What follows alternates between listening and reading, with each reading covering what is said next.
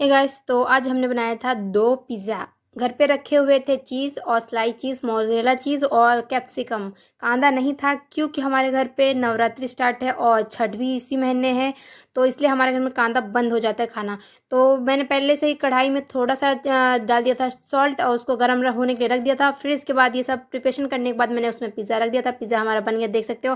फिर सबसे पहले अभी ने खाई, ये पूरा पिज़्ज़ा एक वो ही खा गया था और सेकंड वाला मैंने कढ़ाई में रखा हुआ था। फिर सेकंड वाला भी देखो यही खाने के लिए बैठ गया था। तो ये हमारा चैलेंज हो रहा था, तो चैलेंज में अभी जीता क्योंकि दोनों का दोनों वही खा गया। तो हम लोग तो बस थोड़ा बहुत ही खाए थे। तो बहुत मज़ा आया क्योंकि मुझे फैमिली के साथ बहुत अच्छा लगता है यार। Thank you so much. मेरे चैनल को प्लीज़